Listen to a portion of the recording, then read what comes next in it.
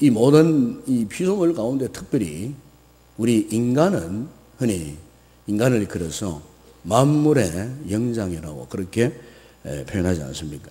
그만큼 우리 믿는 자들이나 안 믿는 자들이나 인간의 이 고귀함에 대해서는 누구도 부정할 수가 없습니다. 아무리 비천한 사람이요, 아무리 쓸데없는 사람이라고 할지라도 그 역시 이 세상에서의 이 존재 가치를 가지고 이 세상에 태어났기 때문입니다. 그런데 만약에 그 인간 존재 가치가 무시된다거나 아니면 평가절하가 된다면 어떻게 되겠습니까? 한 인격에 대해서 모욕을 하고 조롱을 한다면 어떻게 되겠습니까? 그것은 걷잡을 수 없는 우리 인간 사회의 큰 갈등으로 비화하기 시작한다는 것입니다. 아마 여러분 기억하실 것입니다. 지난 6월 달에 미국 사우스 캐롤라이나 주에 그에 한 교회가 있었습니다. 찰스트 교회라고. 이 찰스트 교회는 미국이 노예 문화가 창궐할 때 아프리카에서 흑인들을 붙잡아다가 그리고 노예화 시킬 때 한참 남북전쟁이 일어나기 전이죠. 그때부터 존재했던 교회가 바로 이 사우스 캐롤라이나에 있는 이 찰스턴 교회입니다. 그러니까 흑인 노예들이 주축을 이루는 그런 교회였어요. 그들의 예배는 참 경건했어요. 그 교회를 통해서 수많은 흑인 지도자들이 배출된, 한마디로 말하면은 그 흑백 갈등, 그 사회 문화, 흑인을 차별하는 무서운 그런 역사 속에서 꿋꿋하게 믿음의 신앙을 지켜왔던 경건한 교회였습니다. 그날도 그 교회에서 목사님과 흑인, 그러니까 노예 후예들이죠. 한마디로 말하면 흑인 노예 후예들이에요. 경건한 예배를 드리고 그리고 소그룹으로 말씀을 묵상하고 말씀 나누는 그 현장 가운데에 한 21살 된 젊은 백인 우월자라고 하는 한 청년이 와가지고 그 경건한 소그룹을 향하여서 총회를 나자했어요. 그래서 거기에 목사님과 더불어서 9명이 그 자리에서 즉사를 하고 말았어요. 아마 이 뉴스를 여러분 들어 잘 아시겠습니다. 전 세계적으로 보도가 된, 한마디로 말하면 그것은 아주 극단적인 차별주의입니다. 차별주의의 그 열매가 그렇게 나타난다 그 말입니다.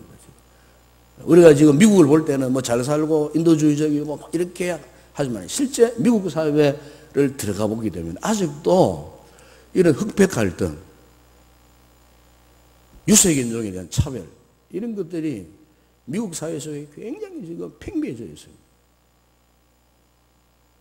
툭 하면은 뭐 백인 경찰이 흑인 시민을 두들겨 패고 아무것도 안 했는데, 아마 여러분 기억하실 거예요. 1991년도죠. 91년도에. LA 폭동사건이 일어났잖아요. LA에 그 폭동사건이 일어난 그 배경도 실제 백인 경찰이 그 로드니 킹이라고 하는 아무것도 아닌 그 흑인 시민을 붙잡아다 그냥 막 굿하고 두들겨 패고, 그렇게 해서 그 흑인들이 분노해가지고 반개를 들고, 그래서 일어난 사건이 그 유명한 여러분 LA 그 폭동사건 아닙니까? 우리 한인들도 얼마나 많은 피해를 받는지 모르잖아요. 이 모든 그 일의 시작, 발단이 뭐냐면은 그 사회 속에 있었던 차별입니다. 차별주의. 차별주의에 대한 분노, 이런 것들이 폭발했을 때에 걷잡을 수 없는 그런 큰 사건으로 비화되어지는 그와 같은 모습을 우리가 볼 수가 있다는 거죠. 그동안 여러분 오늘 본문을 보게 되면은 야고보 역시도 그 당시에 이 교회, 지금 야고보가 지금 기록하던 이 시대에 이 교회는 1세기 초대교회입니다. 초대교회. 그야말로 아주 신앙의 이 순서성, 복음의 능력이 나타났던 그런 시대에도 그 초대교회 안에 이런 차별주의가 있었던 것 같아요. 그래서 그동안 이 야고보가 1장부터 쭉 말씀하지 않았습니까? 우리 그리스도의 삶을 제시하면서 시련이 닥칠 때 시련을 이기고 유혹이 올 때는 유혹을 피하여 이기고 그리고 하나님의 임재와 그리고 말씀 안에서 어쨌든 이 참된 경건, 참된 경건의 삶을 살고 승리의 삶을 살아야 할 것이라고 쭉 근면해 오면서 오늘 본문에 이르러서는 과연 우리가 참된 그리스도인으로서 참된 경건을 위한 그리스도인으로서 우리가 과연 어떤 모습으로 살아가야 정말 하나님께 인정받는 그러한 믿음의 삶이 될 것인가, 이것을 이야기하면서 그 첫 번째로 교회 안에 있는 이 차별주의에 대해서 지금 말씀을 하고 있는 것입니다. 그래서 오늘 본문에도 그것을 구체적으로 말씀하지 않습니까? 1절에 보면은 내 형제들아 영광의 주곧 우리 주 예수 그리스도에 대한 믿음을 너희가 가졌으니 사람을 차별하여 대하지 말라. 사람을 차별하여 대하지 말라. 네. 그리고 4절에 보시면은 너희끼리 서로 어떻게 하지 말라 그랬습니까? 서로 차별하여 악한 생각으로 판단하는 자가 되지 말라. 우리끼리 서로 구별하지 말라 그 말입니다. 네. 아마 지금 이 교회 안에 이런 어떤 사람을 구별하고 사람을 차별하는 이와 같은 모습도 있었던 것 같아요. 왜냐하면은 지금 야고보의 이 말씀을 받는 이 대상자들은 아직까지 율법주의 사상에서 완전히 벗어나지를 못했어요. 이 율법주의, 우리가 성경을 보게 되면은요, 이런 율법주의 잔재들이 많이 남아있는 것을 이 성경을 기록하는 기록자들의 의식 속에서도 찾아볼 수가 있어요. 그게 뭐냐면은 우리가 구약 성경의 구약의 인구조사를 할 때 그 인구조사의 그 숫자가 남자만 포함됩니다. 남자만. 그러니까 여자와 어린 아이들의 숫자가 아예 들어가지도 않았어요. 이스라엘 백성들이 출애굽한 그 인원이 장정만 60만 명이라. 거기에 제외된 숫자가 있다 그 말이에요. 여자와 어린아이 그리고 노예들 다 제외되었습니다. 그러니까 그 인원을 다 포함하면은 학자들은 한 200만에서 250만이 된다 그래요. 출애굽한 인구 인원이. 또 우리가 신약에 내려오면은 신약에 그 오병의 기적 그 사건 놓고도 이 마태나 마가나 이 기자들이 기록을 할 때에 여자와 어린아이 수는 빼버렸어요. 5,000명 먹고. 그리고 사병의 기적도 마찬가지입니다. 칠병의 기적도 마찬가지입니다. 거기 보면은 여자와 아이 외에 이렇게 4,000명이 먹었다. 이렇게 이제 표현하는 것을 보면은 그 당시에 그들이 복음을 알았지만은, 복음을 깨달았지만은, 그러나 여전히 유대 사회가 전통적으로 이렇게 관습적으로 이렇게 이어오던 이런 차별 의식이 아직 그들에게 남아 있더라는 것입니다. 오늘 야고보가 이 말씀을 받는 대상자들에게 말씀을 전할 때 역시 아직까지 유대의 그런 잘못된 차별주의 의식이 아직 교회 안에 남아 있다는 거죠. 그래서 오늘 본문에 그런 말씀하지 않습니까? 2절에서 보게 되면 2절, 3절에 보면 구체적인 이야기를 하잖아요. 거기에 회당에 금가라지를 끼고 또 아름다운 옷을 입은 사람이 있고 또 한쪽에는 남루한 옷을 입은 가난한 사람들이 들어옵니다. 그럴 때 너희가 아름다운 옷을 입은 자들은 눈여겨보고 얼른 일어나가지고 자리를 양보한다는 거죠. 여기 앉으라고. 그런데 남루한 옷을 입고 이렇게 최초한 모습으로 들어오는 사람에게서는 그냥 눈여겨보지도 않고 무시해버린다 그 말이에요. 이런 아주 그 당시에 교회 안에 있었던 아주 이런 예실한 그 예화를 지금 이 야고보가 지금 말씀을 하고 있는 거예요. 실제 유대인들은 제사를 드릴 때, 예배를 드릴 때에 특별한 자석이 있었답니다. 특별한 자석. 그 특별한 자석을 히브리 말로 최찬이라는 그런 자석이 있었어요. 그래 우리로 표현하면 특별 자석이 있었어요. 특별 자석. 그 자리에는 가난한 사람이나 지위가 낮은 사람은 함부로 앉을 수 없는 자리예요. 그 자리는 사회적으로 등망이 있고 권위가 있고 또 재물을 가지고 이렇게 어떤 지위가 있는 그 사람에게 앉히는 특별 좌석이 있었다 그 말입니다. 이 말은 그 당시에 유대 사회 속에 이런 차별적인 이런 관습들이 있었다는 것이고, 이 같은 차별주의가 오늘날 그 당시에 교회 안에조차도 들어와서 이렇게 성도와 성도끼리 구분하는 이와 같은 절대로 복음으로 용납할 수 없는, 이 복음이라는 것이 뭡니까? 복음은 하나님과 그리고 인간을 화목시키기 위해서 십자가에서 죽으신 예수 그리스도의 그 능력을 말씀하지 않습니까? 그 은혜, 십자가의 은혜를 받은 이 모든 대상들은 그리스도 안에서 통일되게 하심이라, 화목되게 하심이라, 하나 되게 하심이라. 이것이 하나님의 뜻인데 복음을 받아들였다고 하는 교회 안에 이 같은 차별주의가 아직 남아있다는 것입니다.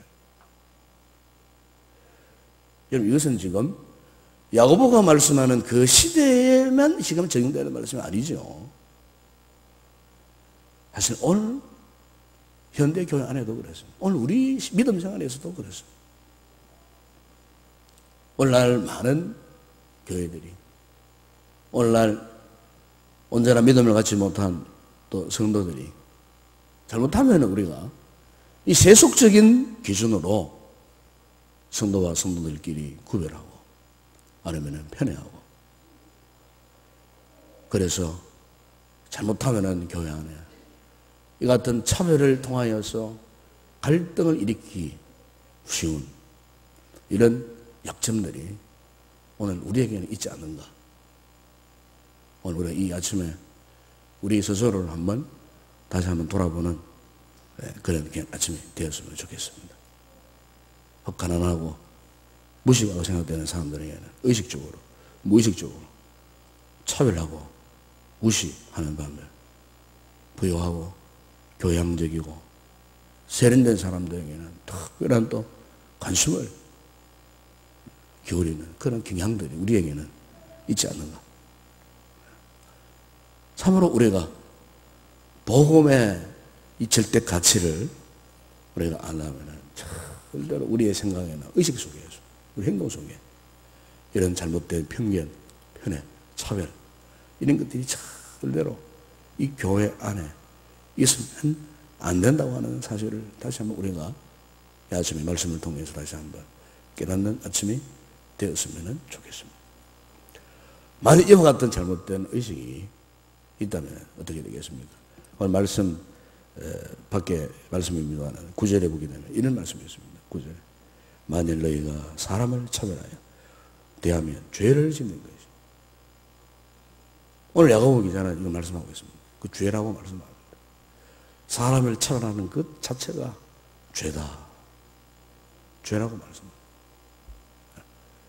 왜 죄로 적용될 수밖에 없는가? 1절에 보세요. 내 형제들아, 영광의 주 곧 우리 주 예수 그리스도에 대한 믿음을 너희가 가졌으니. 영광의 주. 영광의 주는 무엇을 상징합니까? 우리의 허물과 죄악으로 인하여서 십자가에 당신의 모든 것을 쏟아부으셨던 예수 그리스도의 그 십자가의 영광, 그걸 말씀하거든요. 우리가 그 십자가의 은혜를 입고 십자가의 도를 따르는 자, 그 믿는 자, 그 말이죠. 믿는 자라면은, 이런 믿음을 가진 자라면은 사람을 차별하여 대하지 마라. 이웃을 내 몸처럼 사랑하라, 그 말이죠. 8절에 그런 말씀 있지 않습니까? 너희가 만일 성경에 기록된 대로 내 이웃 사랑하기를 내 몸과 같이 사랑하라.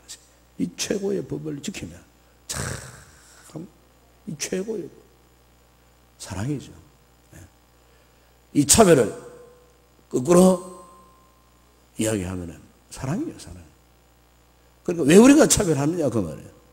그것은 우리가 예수 그리스도의 그 사랑을 제대로 인식하지 못하고 우리가 그리스도의 사랑을 실천하지 못할 때 자연스럽게 나타나는 게 차별이다 그 말이에요. 오늘 우리 말씀을 통해서 우리 모두는 주님의 영광의 십자가의 은혜를 받은 자들, 이 구원의 은총을 입은 자들입니다.